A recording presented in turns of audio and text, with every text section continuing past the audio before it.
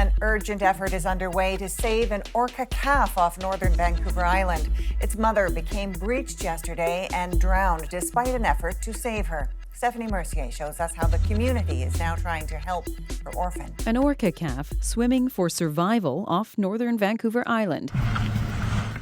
It's stayed near its mother a day after she became beached in an inlet near Zeballos, an area known for fast-changing tides. She was likely in pursuit of a harbor seal, and unfortunately, she ended up rolling over on her side. So when the tide came in, she drowned despite the best efforts of locals to refloat her. The whale was giving a really big fight. Florence Bruce was one of the group who waded into the waters trying to push the whale back to sea. It was moving its tail, trying to help us too, but she ended up passing away. Biologists say they knew the 14-year-old orca.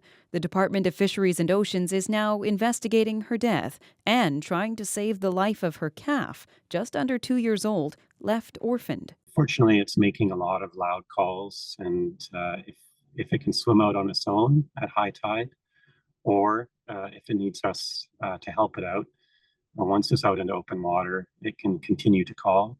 If the calf is going to survive, it will need a way out of the inlet and then find its extended family. Researchers are looking around for nearby pods. Well, the thing with killer whales is that they're very much like us in their lifespans and their family bonds. And we also know these whales very well. Meanwhile, those who tried to save the mother orca mourn. I'm so sad inside. It's kind of like I lost a relative, which, because our First Nations people are so close to our land and our animals, right? Stephanie Mercier, CBC News, Vancouver. And in BC, rescue efforts are underway to try to save an orphaned orca calf. Teams of experts are working to help free the young whale whose mother became beached in a lagoon and died. But as Yvette Bren shows us, the clock is ticking. An orca calf, not quite 2 years old, circles the waters of an inlet off the coast of Vancouver Island, trapped and alone. This calf has weeks to live if it's not getting any nutrients. So we know that our timeline is short. Last weekend, the calf followed her pregnant mother into a remote inlet here. The mother was hunting seal, but became trapped in a narrow, shallow lagoon. It's a huge shame, but it is the risk and the gamble that these animals play with that kind of very near-shore technique of sort of corralling an animal into the shallows. Community and First Nations members tried to save the mother, but she died. Oh, poor girl. That's so sad. Attention quickly turned to the calf, which they've named Brave Little Hunter, or Kŵiisaḥiʔis. 10 vessels worked to save the calf Thursday. Scientists used whale recordings in a device that bangs metal pipes to urge it out to sea. Playbacks have been very effective about moving the animal within the lagoon, just not out of the lagoon. So far, the still nursing calf seems healthy, but it needs food. A last-ditch effort may involve using a sling to hoist the calf past the shallows, back to the open waters where the tight-knit teapot can hear her call. I'm optimistic just based on the fact that it often literally takes a village to raise some of these calves, and the whale will have strong bonds with other family members if it can find them.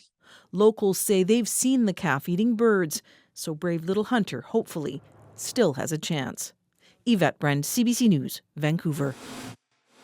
The race to save an orphaned orca off of Vancouver Island is becoming more and more urgent. It's not clear whether the calf has eaten anything since the death of its mother 9 days ago. As Belle Puri shows us, some rescuers are turning to tech to try to help. The young whale circles and circles again. It's been more than a week since its mother died in this lagoon, and the calf can't seem to escape. Well, it is nature, but the community is really affected by it spiritually, I think. The Ehattesaht First Nation has named the orca Kŵiisaḥiʔis, or Brave Little Hunter. Despite the name and seals in the area, the calf hasn't been seen hunting. It's not clear if it's eating at all. Rescuers have tried everything from indigenous drum beats to recorded whale calls to lure the orca to open water and to its pod mates. That's really important that we're monitoring not only the calf, but also its It's the calf's pod and the subpods that are family relation. A BC-based whale research group says its artificial intelligence technology is already helping to find those relatives. It's been asking people to submit photos of orcas they see in the area and using AI to match those photos to an existing database of orcas. After we made this technology available to operators working off the west coast of Vancouver Island yesterday, we immediately received a data submission from a new user of Kŵiisaḥiʔis's extended family, including her grandmother, her aunts and uncles. A whale watching tour operator took these pictures and put them into the system and flagged to rescuers the direction the whales were traveling. I was able to pass on my information to whale watchers in Tofino today as they were kind of headed that direction. Hopefully they were going to try and get some acoustics or some of the noises that the pod is making that could possibly assist with getting the calf out of the lagoon. To do that, to get out of the lagoon, the calf will have to swim over a sandbar and under a causeway. The tides are expected to be more favorable this week. Belle Puri, CBC News, Vancouver. Officials on northern Vancouver Island are trying to relocate this orphaned killer whale calf from where it's been stranded in a lagoon for nearly 2 weeks. All options to reunite it with its extended family are being considered, including airlifting it out by helicopter or transporting it in a holding pen on a truck. As the rescue is planned, the orca's health is being monitored. There's a new plan underway in British Columbia to save that orphaned whale that's been trapped in a lagoon for weeks. Rescuers are working around the clock to reunite the orca with its pod. Tanya Fletcher now with the challenges of the operation. For 19 days and counting, the young orca has been swimming alone in this lagoon. The situation getting more dire by the day. And we're getting closer, but we're not there yet to actually helping the whale, or Kŵiisaḥiʔis, out of the lagoon. Known as Brave Little Hunter, the calf has been stranded here for nearly 3 weeks, ever since her mother died. Since then, several unsuccessful attempts have been made to coax the young orca through the narrow opening under this bridge. Now, the plan is to pick her up and move her. I think this is probably, the most dangerous part of the whole process is actually capturing the whale and putting it back into its own environment. First, these large nets will be used to corral the orca into a sling. She may have to be tranquilized. Then she'll be moved, possibly by truck, to a spot where she can be transferred, likely by boat, to a type of net pen. That's where she'll be released back into open waters and hopefully reunite with her pod. It's unprecedented. For each day that goes by, the lower the chances of having a successful outcome. Experts say there are a multitude of variables at play, and each one must go according to plan. The challenges are just gigantic in terms of the size of the whale, the difficulty of locating her relatives. If all goes according to plan, still, a success story is not impossible. In 2002, BC and Washington State worked together to save an orphaned orca named Springer. She was ultimately rescued by jet catamaran, the first orca to survive capture and successfully reintegrate into her pod. Whether we're going to be mourning for this calf or celebrating her success, nobody knows yet. The story is still being written. It's unclear when this next chapter will be written, though. Experts are hopeful the operation can go ahead within the next week. Tanya Fletcher, CBC News, Vancouver. A daring rescue operation to save a stranded orca calf off the coast of northern Vancouver Island is suspended this evening. It's been stuck in a lagoon and orphaned after its pregnant mother became trapped by a low tide and died. Tanya Fletcher's tracking developments for us. And Tanya, it sounded like this was underway, then suddenly paused. What happened here? Yeah, in a very fluid situation, 8-hour attempt all day. And in the end, they say she was just evading every maneuver they tried to get her into a sling. That's the plan right now, is to get her into a big sling, move that by crane into a massive flatbed truck with rails that's waiting on shore, and then transport it out, possibly by boat then, to take the whale into open water and hopefully reunite her with her pod. We talked to an expert at DFO, and he says that plan isn't the preferred scenario, but more of a last resort. It's something that we wish we didn't have to do because it's obviously very stressful for the animal and it can be dangerous. But at this point, it's pretty the best, this animal's best chance of going back to the open sea, and then hopefully finding a family group to live with. And so, Tanya, take us through some of the challenges that this crew's facing. Yeah, I mean, you've got the geography itself. They have to have the weather, the tides. All of these variables need to line up and lock in all at once in order for this rescue attempt to be successful. And once that happens, will it even survive after it makes it out into the open water? They've had helicopters looking for its pod to make sure it's in the right position. So all of those things still need to happen. The good news, they say, the veterinarians have been able to look at her this morning. She appears to be in good health and is solid, breathing and swimming well. So that's the good news. We'll wait and see when the next attempt will be and how they'll attempt it, Ian. Tanya Fletcher watching our story from Vancouver. Plans to rescue a stranded orca calf off northern Vancouver Island continued tonight after the first attempt was called off on Friday. CBC News got an inside look at the efforts to get the young whale back to open ocean. Lindsay Duncombe takes us into the lagoon. Every day the concern grows. Simon John, chief of the Ehattesaht First Nation, is checking on the health of the 2-year-old orca Kŵiisaḥiʔis, or brave little hunter, trapped in this lagoon for 3 weeks now. It doesn't take long to spot her. A lot of the responsibility for her safety are with me, I think. How come? Mainly because I'm the leader of our people. The whale has been trapped since her pregnant mother was beached and died on a sandbar. The youngster seems to be doing okay. Her swimming and diving look healthy. Where we are right now, the water is 39 meters deep. It's the deepest part of the lagoon. The people who are studying Kŵiisaḥiʔis's behavior say she likely likes to be in the deepest part of the water because it's salty and more comfortable. The plan is still to lift her out of the lagoon in a sling, load her onto a truck, and get her to open water where she will hopefully reunite with her pod. Next time, rescuers plan to use different nets and bigger boats. If she knew we were helping, it would be a lot easier, but that's not the case. And having said that, we're very optimistic that we'll be successful. It's all informed by LiDAR, laser-generated maps detailing the bottom of the lagoon. The Department of Fisheries and Oceans is seeking advice from people who trapped whales for captivity decades ago.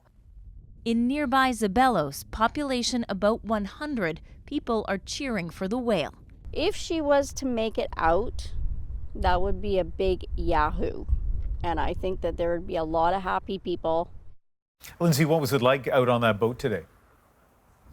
It was incredibly calm and peaceful, Ian, and then all of a sudden there'd be this whoosh, and the orca would appear at the surface of the water. You could see her below the air, and then her dorsal fin, and then she'd go back down. And she would do that several times, and then she'd take a deep dive and be gone under the water for several minutes. It was really powerful to see. In terms of the next rescue attempt, there are a lot of variables at play. They're working to get it done as soon as possible, likely in the next few days. Looks so beautiful there. Lindsay Duncombe reporting from northern Vancouver Island. Tonight, an orphaned baby orca trapped for nearly 5 weeks is finally free. That will for her to survive has been really the inspiration. The moment she swam free, that elaborate rescue not required. But now, can she be reunited with her family? After weeks of worry and a month-long rescue effort, an orphaned killer whale calf stranded in a lagoon off the BC coast is free, and she escaped on her own. The Ehattesaht First Nation says the orca, known as Brave Little Hunter, managed to swim out at high tide from the lagoon on northern Vancouver Island towards the Esperanza Inlet and the open ocean. The mission now is for her to find her pod and reunite with her extended family. Her mother died in that same tidal lagoon. As John Hernandez shows us, there's a lot of relief tonight that she's out. Joyful news following weeks of anxiety. Social media video shared by the Ehattesaht First Nation shows members attempting to lure a stranded orca calf out of a remote Vancouver Island lagoon with seal meat. She's gonna go for us. Chukwa! A high tide at 2:30 a.m. helped the 2-year-old clear the sandbar that had trapped her. I'm happy, I'm elated. That will for her to survive has been the inspiration.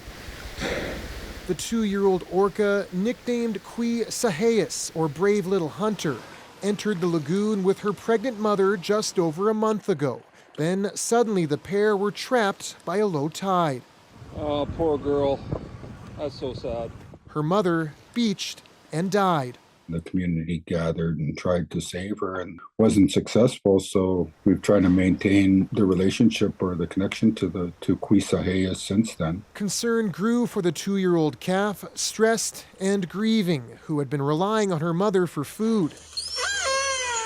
Attempted rescue operations, from an elaborate plan to capture her in a sling to herding her out, failed. But observers said she still appeared in good spirits. Videos showed her breaching the waters just hours before she made it out on her own. I'm really happy right now, but I know that we still need to figure out how to reconnect this animal with her family group. This marine veterinarian was at the lagoon for multiple rescue attempts. He says the biggest challenge now will be finding the orca's pod. Unfortunately, they haven't been seen in over 2 weeks, and no one knows exactly where they are, or at least of this morning, they didn't know where they were, and so it's very difficult to say how long it might take. The Department of Fisheries and Oceans Canada says it's working with First Nations, whale watchers, and researchers as they attempt to lead her to open waters and hold out hope her family hears her calls. And John, we're learning a little more tonight about the moments when she got free.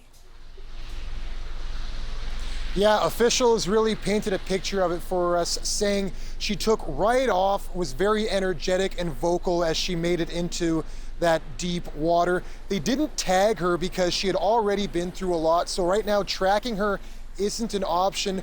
The hope is if she can find her family that they'll adopt her back in.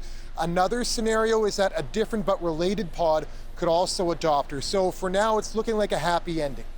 Okay, John, thanks so much. John Hernandez in Vancouver. There's hope tonight that a recently freed orca calf will reunite with its family in the open waters off Vancouver Island. The orca surprised many on Friday when it swam out of a remote lagoon where it had been stranded for more than a month. As Yvette Brennan tells us, crews are using AI technology in their efforts to help. After a challenging escape, now more uncertainty. It is a case of the next few weeks will pretty much be critical. The 2-year-old orca calf named Kwi-Saḥiʔis, or Brave Little Hunter, made it out of a tidal lagoon on northern Vancouver Island. She'd been orphaned after her pregnant mother beached herself while hunting and died. Now the calf is back in open sea, searching for her pod. Either she won't be seen again, she'll be seen with a different pod, or she'll be seen with her family. Researchers are using an AI program called FinWave to scan for the dorsal fins of her family. But there's only so much they can do to reunite them. Even if she doesn't necessarily come across her immediate family, there are potential chances that other transient killer whales sort of may let her tag along at a distance. It's really unknown at this point. The calf still needs hunting lessons, but at least right now there's lots of food. You know, that time of year, I think spring is here, and there's a lot of life out in the ocean. The calf was too stressed to be tagged in the lagoon, so researchers are relying on sightings now to keep track. We know that she's likely still in Esperanza Inlet, but she's definitely moving away from boats and people, which is exactly what we want. And so we're really optimistic about her future. So hope remains strong that this little hunter will make it. Yvette Brennan, CBC News, Vancouver.